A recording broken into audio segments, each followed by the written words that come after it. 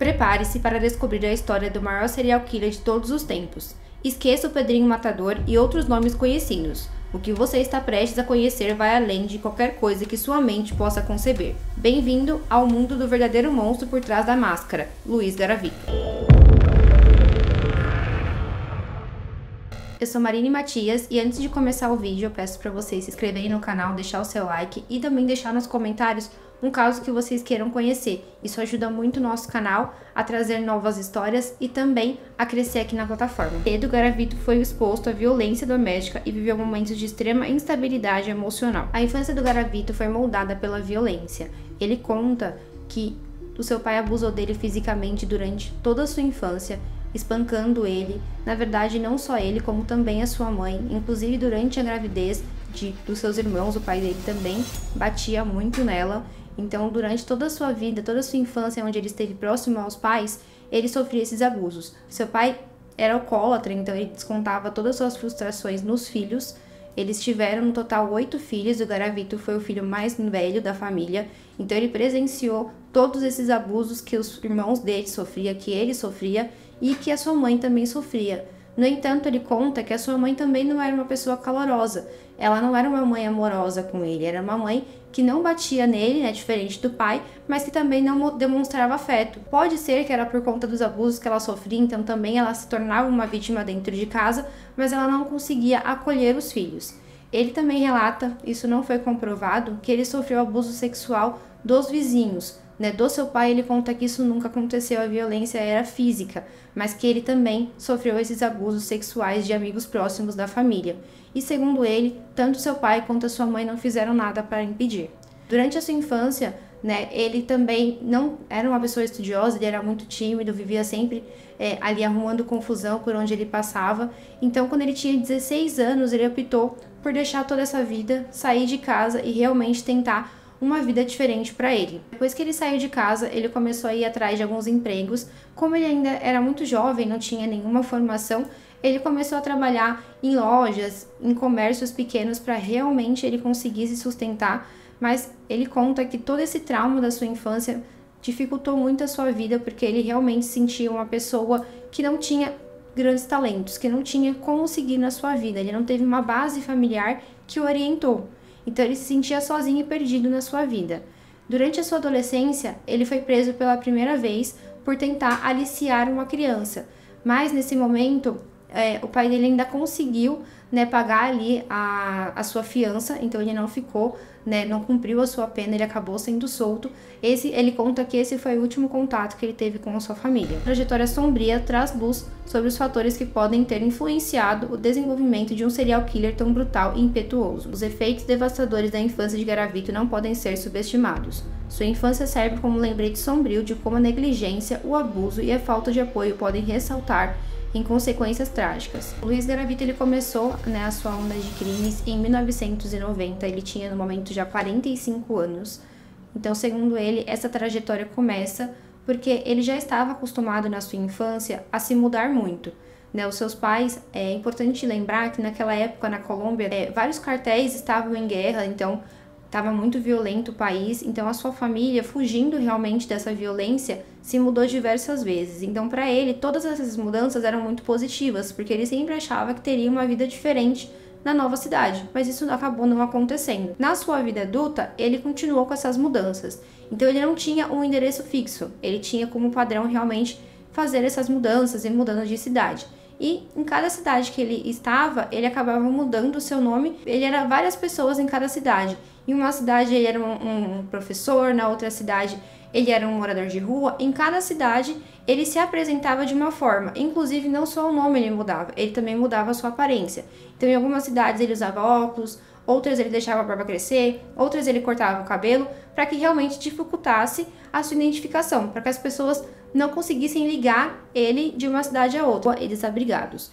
Garavito aproveitava-se da fragilidade dessas vítimas para seduzi-las e ganhar sua confiança. Utilizando uma variedade de táticas manipuladoras, Garavito atraía suas vítimas com promessas de emprego, dinheiro e presentes. Ele se apresentava como benfeitor, uma figura amigável e confiável para essas crianças que muitas vezes viviam em condições precárias e desprotegidas. Quando ele começa sua onda de crimes, mais especificamente em 1992, ele tinha por volta de 35 anos. Os seus alvos principais eram meninos de uma idade entre 6 a 13 anos, então ele gostava de meninos mais jovens. Então ele sempre ia, quando ele fazia essas mudanças, ele ia nos locais mais pobres de todas as cidades, porque lá ele sabia que ele ia conseguir, né, talvez não ter tanta visão da polícia, então ele conseguiria, né, esconder de uma forma melhor os seus crimes. Então ele chegava até essas comunidades e realmente ele oferecia para essas crianças o que ele achava que fosse atrativo. Então muitas delas eram um emprego ou alguma coisa que essas crianças pudessem confiar nele. Ele utilizou nos seus crimes praticamente o mesmo modo de agir. O alvo era meninos mais jovens, onde ele ia nesses lugares mais pobres, ele seduzia essas crianças, levava para um local escondido. Alguns deles ele desmembrava o corpo para dificultar, né, o seu encontro e também a sua identificação quando a polícia encontrasse, mas muitos deles ele realmente deixou o corpo lá normal. O que realmente era como objetivo dele era o abuso dessas crianças. A sequência de crimes que ele cometeu durou de 1992 a 1999. Então foram cerca de 7 anos até a polícia conseguir, né, prender e parar essa onda de crimes. Durante esse tempo, o número de crianças desaparecidas só aumentava, mas a polícia ela não conseguia assimilar que era uma única pessoa que estava cometendo todos esses crimes. Como eram em cidades diferentes, eles não conseguiam associar apenas uma pessoa. Inicialmente, inclusive, eles acharam que isso era por conta da violência que estava acontecendo no país. Mas os crimes eles eram tão violentos, tão sórdidos realmente, que acabou sendo descartada essa hipótese. Inclusive, naquele momento também tinha um serial killer muito famoso que era focado em meninas. Então a polícia também descartou a hipótese de ser ele. Então durante todos esses anos, a forma dele atuar dificultou muito que a polícia pensasse que era uma pessoa. Então para eles eram diversos casos isolados que estavam acontecendo no país, levando também em consideração o momento que o país estava vivendo, em busca de justiça para as vítimas e seus entes queridos. Após uma intensa investigação policial que durou anos, as autoridades colombianas finalmente conseguiram capturar Luiz Garavito. Sua prisão foi um momento de alívio para a população que vivia aterrorizada com os crimes brutais cometidos por ele. Garavito foi detido e levado sob custódia, encerrando uma onda de violência e terror. A investigação só chegou até ele por meio de uma investigação muito árdua da polícia. Inicialmente, eles não estavam focando em apenas uma pessoa. Quando eles finalmente encontraram 30 corpos numa vala, eles começaram a perceber que o mesmo modo que aconteceu naquelas 30 crianças haviam acontecido em outros locais do país. Então eles começaram realmente a ligar um crime ao outro e começaram a pensar que apenas uma pessoa teria feito isso. Após eles terem essa constatação, eles começaram uma investigação, mas eles não tinham dinheiro para investir no caso. Eles precisavam realizar exames de DNA, mas eles não tinham condições financeiras para fazer isso. Mas depois de um tempo, onde começou a agravar o número de crianças desaparecidas, eles conseguiram finalmente fazer esse teste. O nome do Luiz Garavito só surgiu nas investigações porque ele já havia passado, né, pela prisão, então eles tinham os dados dele, mas também pelo fato que ele tentou seduzir um jovem, informando para a mãe dele que ele ia ajudar a levar algumas coisas até um local determinado. Só que essa mãe desconfiou um pouco dos atos desse moço, né, que ela não conhecia, um moço que se ofereceu para ajudar a sua família. E naquele momento que ele estava levando o filho dela, ela desconfiou bastante do que estava acontecendo e acionou a polícia.